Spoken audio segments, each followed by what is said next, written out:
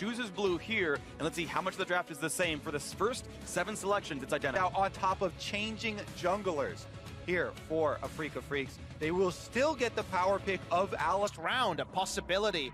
If they don't take a mid laner here, they'll be pinched, but it's just a continuation of the mind games. There's 2 1v1s I want to pay a lot of attention to. Keen for Afrika versus Licorice, and Jensen for Cloud9 versus Kuro. Those matchups seem like the Distortion, QQ, get a decent amount of burst damage. Even if you miss the chain, Ahri, not so much if you miss the charm.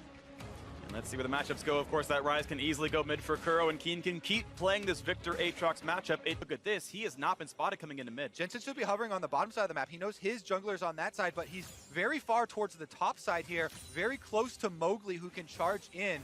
Kuro looking for a Rune Prison. The Rune Prison to flash forward. They're going to get the knockup as well. There is no way out for Jensen, but he can certainly try. It won't matter. First blood of the mid lane for Afrika. Despite giving up that kill, I've actually gotten pressure back into the mid side. And with Zeyzal roaming up as well, the bot lane having pressure, despite the Mowgli gank. C9 having a couple of winning lanes, but now Licorice being chased on by Keen. Health bar is very, very low. It's a very quick revive. This could be the solo kill, and indeed it will. Keen, the best top laner at Worlds, coming in, finds it. Off. A lot of older players were very used to having to hit those 2 keys in quick succession to be able to pull off the combo. Top side, though, this is going to be more. Yeah, 2v1 combo here as Licorice is going to try to get away, but Keen gets out from the slow, the flashing forward. They can knock down Licorice despite him blowing that cooldown, and indeed they're going to have it. Keen certainly has the spells and not blowing a single summoner. Licorice's flash away does not work. That's why they had Mowgli clear out the vision previously. Immediately he returns, and now it is Afrika Freaks with the early game lead. The map with the earlier power spikes from C9 has been vacated. That's why the first Drake went the way of C9. In the mid lane. First big play in the mid lane now. The ult's going to come forward. No charm. Ignite is in there, but the shield for Kuro. He's going to get it! What a play for Kuro. Svenskeren gets the trade from downtown. Kuro's first gets his revenge again, though, in the 1v1. We mentioned it. With the Glacial Augment is big. And speaking of payoffs, Kuro and Tucson lie in wait. And he gets just barely over the wall. I think the ulti was burned for part of that one. I'm not quite sure, but either way, staying alive now. Ignite onto Kramer. They've got to kite away as Mowgli shows up as Svenskeren in the turret. This could be a 3v2, but reinforcements for Afrika not too far away. Kramer low, has to heal through the ultimate, going to stay alive. Now Rune Prison is going to catch up. Jensen's going to try to get away with this one, but a flash pulverize might just catch another mid lane kill, and Jensen dropped for the 3rd time. The bot lane, though, they're going to continue to push. Nice kill, but they'll lose objectives for this. Well, first turret bottom lane, but Mowgli able to walk away pretty cleanly. That's some gold back into C9's pocket, but look at this. Keen still answering up on the top side. He'll knock down Licorice. Turns out this is a taste he would like, as the health bar is low, and the second solo kill of the top lane for Keen. Yeah, they decide how to flourish up there, and flourish he has. And this is after they already got a look at it. In game number 1, he was up 19 CS. Licorice said it's just fine. Here, teleport top, though. They're looking to make a team play. Here's the big play up towards Kramer and the rest of the squad as Licorice shows up. Kuro's right in front of him, though, and the chase might be forward. What can Cloud9 find? A big pulverize. Look at the bot side. Keen, he's almost shut down, but he gets the shield, and Svenskeren cannot kill him off, and that is absolutely huge. Finally a trade, but it's still Afrika winning. It's 2-for-1 to them, and they're chasing for a little bit more. Can they get that next kill? Will they find the next pickup? The flash in, almost in range. One more spell will do him in. 3-1, Afrika win the fight. The tables have turned up. Definitely splitting the map. We'll see if C9 can get any Baron control from this. Of course, the Baron not spawning for the minute. Top lane. They're going to find a stun on the Kuro. The cleanse not enough. They burst him down. And Victor's alone versus 3. They certainly have the damage. Even Zeyzal survived. That's not the Cloud9 member you were looking for. 300 gold apart, and a huge shout out to Zeyzal's aim on that ultimate. Got 2 knockups out of that press, and that, I think, helped really allow that dive on Victor. And now Mowgli pulled back in. They might have the damage. Jumps to the blue buff. The ult. Blue buff. Even the map is on Cloud9's side. C9 Golem with the last engage into somebody.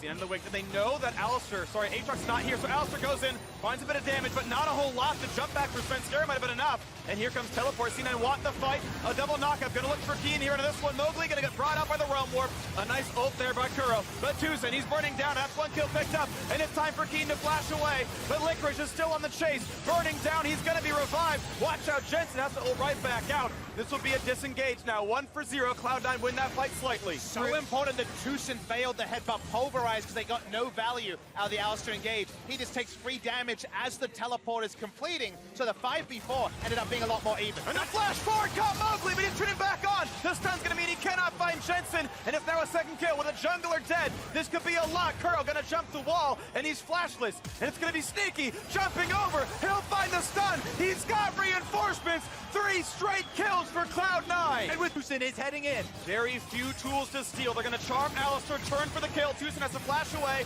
but here comes Aatrox. Head the pulverize, device space. He's dead. The knockdown Licorice, 1 kill in, but there should still be no spite. This should not be a miss. And the Baron's picked up. Now for the 4v3 team fight. Kramer gets slow. They're all slowed. Look at the explosions. The kills just keep coming through.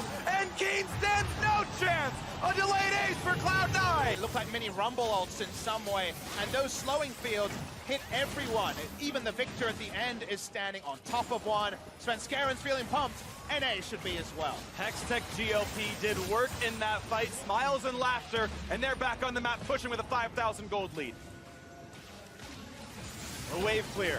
It's not too bad from Victor, but these are buffed up minions with Baron. They take half damage, and they are still pushing forward. And it's going to be inhibitor turret cracked. And when the turret falls, most teams know to give up the pressure. If you won't play with a turret, you shouldn't play without defenses in front of you. A little bit of wave clear, but 2 buffed up cannons is all Cloud9 needs. They will crack the inhibitor line, you have to assume. There's not much of a defense for Afrika here, but they are still making Cloud9 work for it. Slowing down every single second of that Baron buff as long as they can. They've weathered through the first half bit. Charm's gonna land on an Alistar, ulti across the back line. And still the health bar is going down. The jump forward for Jensen, looking for that first kill. Tucson is low, he's slowed. He finds himself a knockup, but it's not gonna be enough. NC9 can now signal to go for the Nexus, to go for the 2-0 start to the series. They've got Graves, they've got so much turret damage, they have to keep on this.